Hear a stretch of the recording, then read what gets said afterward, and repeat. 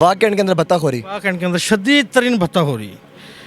मैं आपसे पूछ सकता हूँ कि ये लोग कौन है? ज़ाहिर है ये कैंट बोर्ड वाले हैं, जिनके कहने पे ये रेडियाँ लगती हैं हज़ारों की तादाद में, जिनके कहने पे ये नालों के ऊपर जूस बिकते हैं, जिनके कहने के ऊपर और ये सारे मामला चल रहे हैं। अगर आप इस भत्ताखोरी पे चलते रहेंगे तो आप इस प्रोसेस का हिस्सा रहेंगे, अगर आप नहीं करते तो आपको वो जगह जगह रुकावट डालें। और उन लोगों के अल्फाज वो प्री प्लान जो भत्ताखोरी का लफ्ज़ मैंने इस्तेमाल किया शुरू में, वो इस वजह से किया, वो ये था कि मारो ओही मौलवी है, मारो ओही मौलवी है। ओही मौलवी से चाओ। अच्छा मुझे बताएं, पुलिस वाले थे? ये वही मौलवी या तो वो हो सकता था जो पाउडर बेचता है, जो कारोबार गलत करता है, इसके गलत मरासम में गलत ताल्लुकात हैं, 2 नंबर धंधा करता है। भाई मैं तो 40-45 साल हो गए मुझे, मैं तो इंतहाई तरीके से इंतहाई पुरअमन अंदाज में अपने बच्चों को रिस्क मार रहा हूँ। मैं क्या कर रहा हूँ? मुझे बताएं कि लड़ाई आपके मारने से शुरू हुई? मेरे मारने से? कमेंट्स आए हैं, लोगों का कहना है, ज़राए का कहना है कि लड़ाई आपके मारने से शुरू हुई। मैं तो नमाज़ पढ़ के आया था, मुझे तो अंदाज़ा भी नहीं था। पीछे मैं जब 3F से मस्जिद से चला हूँ यहाँ तक तो सारी दुकानें खुली हुई थी। मैं अपनी दुकान के आगे पहुँचा हूँ तो जहाँ 250 का मजमा था और मेरा सामान फैला गिरा पड़ा था। ज़ाहिर है जब आपकी दुकान का सामान हज़ारों रुपए का, 20 से 25 हज़ार रुपये का सामान रोड के ऊपर पड़ा हो, नाले में पड़ा हो, तो आपका क्या कंडीशन होगी? उस पर जो है मैंने उनको बोला, मैंने कि ये क्या किया है? ज़ाहिर है मैं नहीं कह सकता, मेरे मुंह से कोई मुगलजात निकले होंगे। ठीक हो गया। इस पर उन्होंने मेरे साथ हाथापाई शुरू कर दी। बिस्मिल्लाहिर्रहमानिर्रहीम, अस्सलाम वालेकुम। मैं हूं आपका होस्ट मेहराब हबीब और आप देख रहे हैं T4 तमाशा। इस मौजूद हूँ वाकई अनवार चौक में। दिलशाद पाशा पीर वाले दिन रात को 9-10 बजे के दरमियान में एक वाक़या पेश आया जो कि आप लोगों ने सोशल मीडिया पर देखा। ऐसा क्या हुआ कि एक सफ़ेद रीश शख्स को, जो कि पिछले 45-50 साल से वाकई के अंदर एक कामयाबी के साथ अपना बिजनेस कर रहा है, उसको रोड पर घसीटा जाता है। आप पहले ये ज़रा वीडियो देख लें छोटी सी।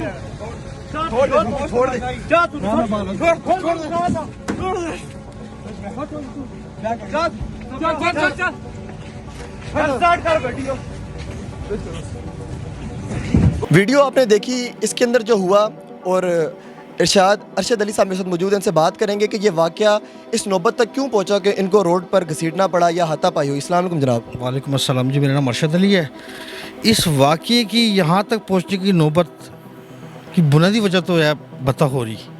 भत्ताखोरी वाकई के अंदर भत्ताखोरी। वाकई के अंदर शदीद तरीन भत्ता हो रही है। मैं आपसे पूछ सकता हूँ कि ये लोग कौन है? ज़ाहिर है ये कैंट बोर्ड वाले हैं, जिनके कहने पे ये रेडियाँ लगती हैं हज़ारों की तादाद में, जिनके कहने पे ये नालों के ऊपर जूस बिकते हैं, जिनके कहने के ऊपर और ये सारे मामला चल रहे हैं।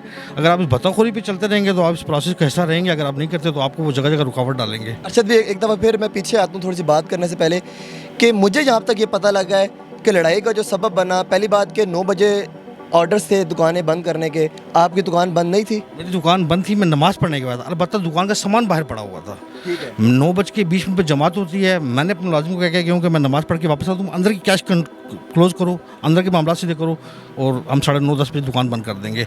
लेकिन एक बात और बताता चलूँ कि इन मौजूदा हालात में महंगाई की जो सूरत हाल है, माशी कंडीशन जो है, हम गुज़श्ता 2-2.5 साल से दुकान बंद करो और दुकान खोलो, इस टाइम बंद कोरोना की वजह से भी और आज भी जिन हालात से गुजर रहे हैं वो बहुत हमें दीवार के साथ लगाया जा रहा है।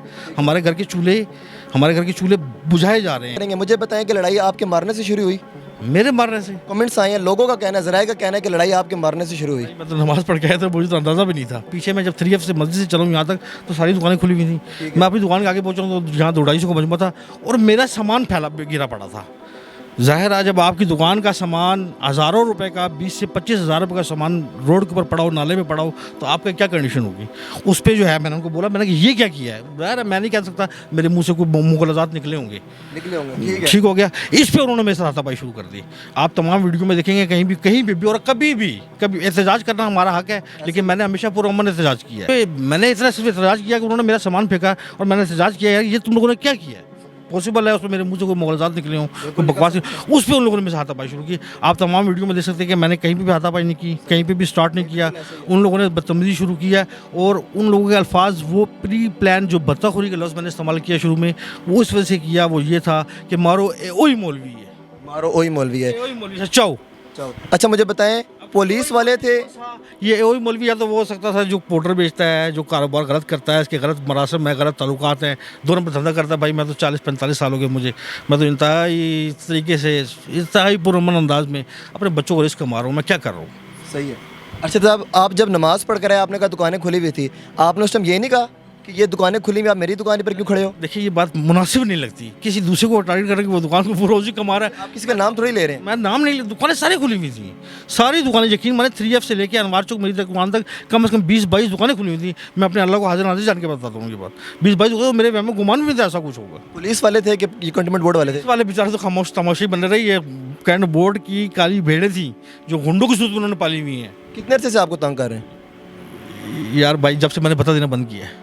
जब से आपने भत्ता देना है, हम सुनते थे कराची में भत्ता दिया जाता है, हमने भत्ते का सही मानी भी हमें नहीं पता था। आज आपने बताया कि भत्ता होता क्या है, और नाम सिर्फ आना चाहते कि वाकई हमारा इतना खूबसूरत और पुरअमन शहर है, इसको किसकी नज़र लगी है? अंजुमन ताजरान से क्या कहना चाहेंगे आप? अंजुमन ताजरान से कहना ये चाहेंगे कि हम लोगों में यकजहती की ज़रूरत है, हम लोग एक प्लेटफॉर्म पे नहीं है, हम एक दूसरे को टारगेट करते हैं। बादशाह दुकानदार की उसकी दुकान क्यों खुली हुई है? जो बात आपने कही कि मैंने उनको कहा कि मैंने तो नहीं कहा कि यार खुली है, तो यार उसको कहा कि अगर वो 10 मिनट 15 मिनट एकदम से जब दुकान बंद होने को होता है तो उस टाइम कुदरती तो पता है कि गाहक का कस्टमर्स का रश भी बढ़ जाता है फ़ौरन। अब इसमें कस्टमर के साथ बदतमीजी करना भी मुझे मुनासिब नहीं लगता कि उससे बदतमीजी की जाए। अच्छा साहब, एक और बात कि जब पीर वाले दिन ऑर्डर थे कि 9 बजे दुकान बंद जो करनी है बंद करनी है, आपके इल्म में था कि दुकान बंद करनी है? पता था आपको? रजा ताहिर साहब हमारे साथ मौजूद है, आप वकील हैं, क्या कहना चाहेंगे इस वाक़े के बारे में? लेकिन जी इस वाक़े की जितनी भी पुरज़ोर मज़म्मत की जाए वो कम है।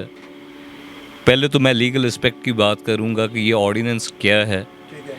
ये पंजाब शॉप इस्टेब्लिशमेंट ऑर्डिनेंस 1969 है, जिसका प्रोवाइज़ो दिया गया 2022 के अंदर आके एक SRO की सूरत में। और इस ऑर्डिनेंस में 2 चीज़ें बड़ी अहम हैं, जिसमें मैं इंतज़ामियों को भी फोकस करूँगा, लोकल पुलिस को भी एड्रेस करूँगा, और जो AC टेक्सला हैं उनके गोश गुजार करूँगा कि इस ऑर्डिनेंस की सेक्शन 5 है, उसकी सब सेक्शन 2 है और उसकी सब सेक्शन 5 है, जिसके अंदर ये सर्टन प्रोविजन दी गई है कि इस ऑर्डिनेंस का इतलाक़ किस किस जगहों पर नहीं होगा। उनमें पान शॉप भी है, सिगरेट शॉप भी है, दे आर एग्जेम्प्टेड कि इन पर ये लॉ जो है एप्लीकेबल नहीं। For the sake of arguments, for the sake of wisdom of the government regarding saving of energy, उसको ही फॉलो करते हैं।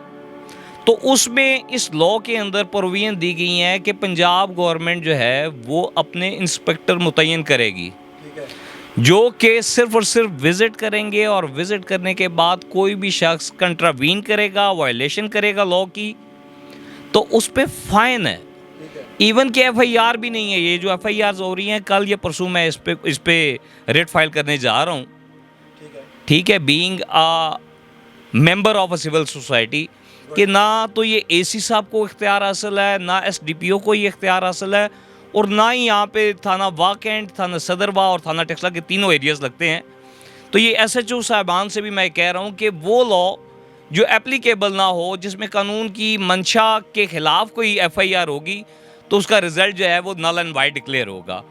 तो इस SRO के तहत कोई भी FIR रजिस्टर नहीं हो सकती।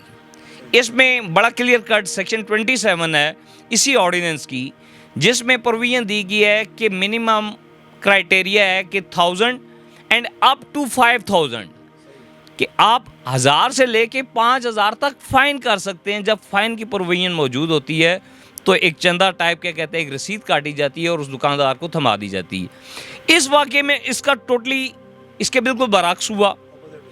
मुझे इत्तला मिली, मैं भी थाने पहुंच गया, मैंने वीडियो देखी, और दोस्त धांधली की ये एक ऐसी मिसाल है इस कैंट के अंदर कि इससे पहले इसकी मिसाल नहीं मिली, कि कैंट बोर्ड के पास जो शख्स एक माली ट्रेड का था, उसके पास ये राइट नहीं है वो किसी भी शरीफुल नफ्स इंसान की पगड़ी उछाले।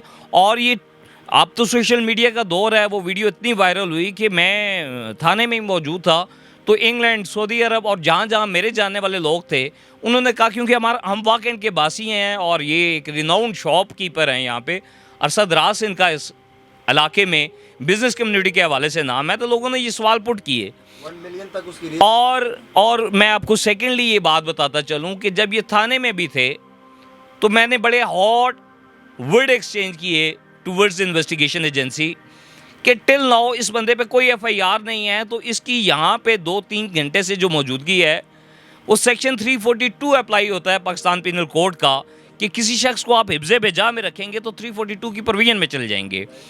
उस हवाले से अरशद साहब की तरफ से मैंने एप्लीकेशन ड्राफ्ट की और कंसर्न पुलिस स्टेशन में हमने टैग लगवाया। उस वक्त तक कैंट बोर्ड की कोई एप्लीकेशन इन फील्ड नहीं थी।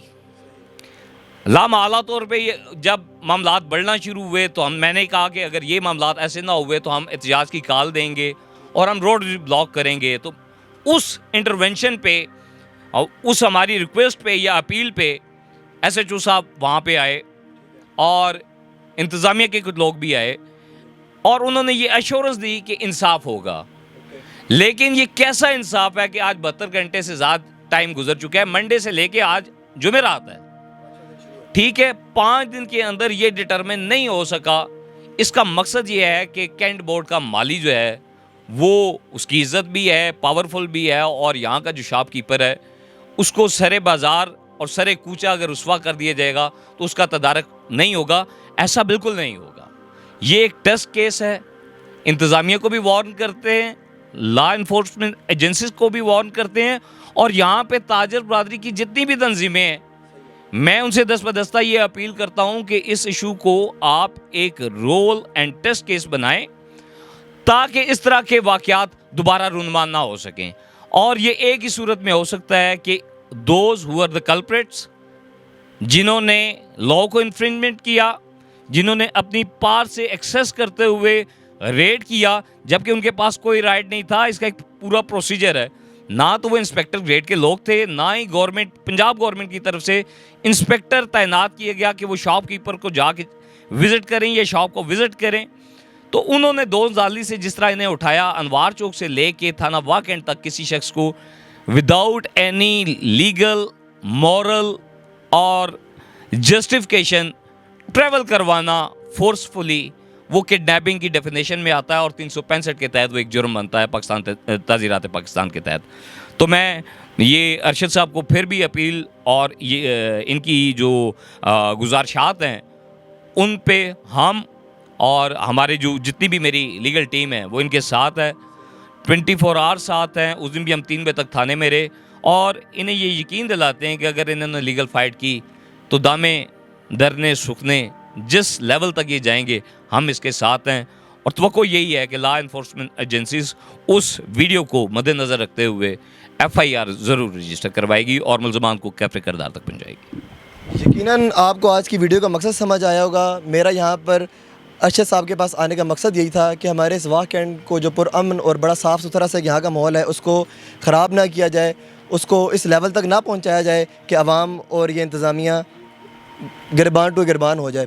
तो यकीनन आपको वीडियो का मकसद समझ आ गया होगा। चैनल सब्सक्राइब करें, वीडियो को शेयर करें और हमें सपोर्ट करें अच्छे काम करने के लिए। मिलते हैं नेक्स्ट वीडियो, तब तक के लिए अल्लाह हाफ़िज़।